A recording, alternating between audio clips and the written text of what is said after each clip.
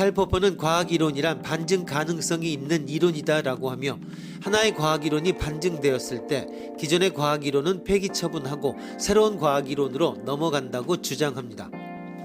또한 과학이론은 계속적으로 반증되며 보다 정확한 이론으로 변화한다는 것입니다.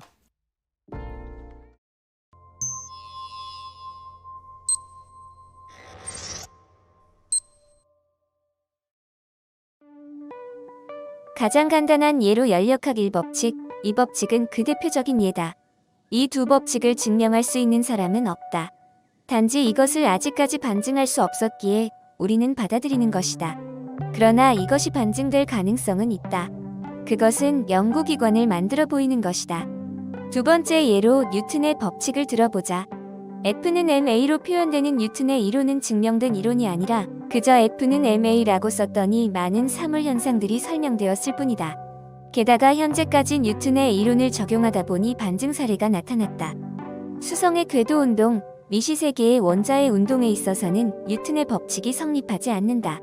이러한 문제를 해결하기 위해서 상대성 이론, 양자 역학 등을 도입하여야 한다. 그렇다면 포퍼의 반증 가능성을 가지고 진화론의 과학 여부를 따져보면 어떨까? 과학이라고 할 수 있을까?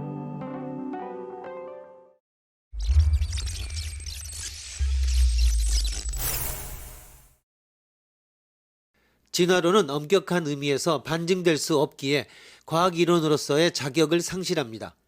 창조론은 어떤가? 창조론 또한 반증이 불가능하기에 과학이론으로서의 자격을 상실합니다. 칼 포퍼의 과학관이 진정으로 과학이라고 할 수 있는 것과 과학을 가장한 사이비 과학을 구분하는 기준은 반증 가능성입니다. 아인슈타인도 자신이 주장한 이론이 진리가 아닐 수 있는 가능성을 열어놓았습니다. 빛이 중력장 속에서 휘는 현상이 일어나지 않는다면 그의 이론은 참이 아닙니다. 그러나 그런 현상이 일어나 이론을 증명해 줌으로써 그의 이론은 진리가 되었습니다. 그러나 포퍼에 따르면 마르크스의 역사 이론은 과학을 자처하지만 과학이 아닙니다. 마르크스의 이론은 그것이 거짓으로 판명될 수 있는 가능성, 그러니까 반증될 수 있는 가능성을 지닌 이론이 아니기 때문입니다. 포퍼에 따른다면 마르크스가 역사 발전 단계의 법칙으로 내세우는 자본주의 사회에서 공산주의 사회로의 이행은 과학적인 법칙이 아니라 예언에 가깝습니다. 반증 가능성 이론은 포퍼의 과학 철학의 핵심을 이룹니다. 그리고 그러한 과학 철학적 입장은 열린 사회 개념과 긴밀하게 연관되어 있습니다. 반증 가능성 이론에 따르면 과학의 발전은 기존 이론이 지니고 있는 오류를 발견하려는 노력을 통해 이루어집니다. 바꾸어 말하면 과학에서 반증될 수 없는 절대적인 진리는 없으며 기존 이론이 지닌 오류를 찾아 보다 나은 이론을 정립하는 과정이 계속될 뿐입니다. 포퍼는 이러한 과학 철학적 입장을 사회에도 그대로 적용시키고자 합니다. 어느 사회든지 계층 간의 갈등, 부정부패, 경제적 불평등 등 많은 문제점들이 있기 마련입니다. 그러한 문제점을 어떻게 해결해 나갈 것인가? 포퍼는 과학 발전에서와 마찬가지로 점진적으로 구체적인 문제 각각을 해결해 나가야 한다고 주장합니다.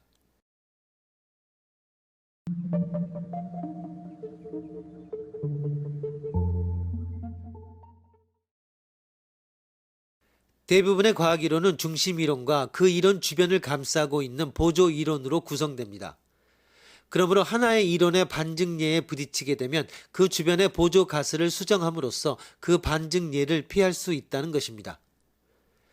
첫 번째 예로 천동설과 지동설의 주장이 양립할 당시 티고 브라헤라라는 과학자는 지동설을 다음과 같이 반증하였습니다.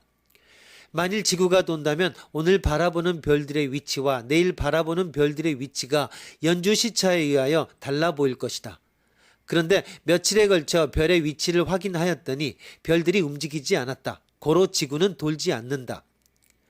그러나 티고 브라헤는 별들과 지구와의 거리가 짧다라는 보조 가설을 사용하였던 것입니다. 실제로는 별들과 지구의 거리는 매우 크기에 눈으로 연주시차가 확인되지 않습니다. 두 번째 예로 뉴턴의 이론이 발전할 당시 뉴턴의 이론은 천왕성의 운동을 설명하지 못하였고 이것은 당시의 뉴턴 이론의 반증 사례로 취급되었습니다. 그러나 누군가 천왕성 외부에 새로운 행성이 있다면 천왕성의 운동이 설명될 수 있다고 생각하였고, 역으로 미지의 행성의 위치를 계산하여 망원경으로 확인하였더니 지금의 해왕성이 발견된 것입니다. 이와 같이 과학이론의 반증은 쉽게 이루어지는 것이 아닙니다. 결국 엄밀한 의미에서의 과학이론의 증명도 반증도 불가능한 것입니다. 이러한 배경하에 현대의 과학 철학은 토마스 쿤과 파이어 아벤트에 의하여 상대론적 결론으로 다가서게 됩니다.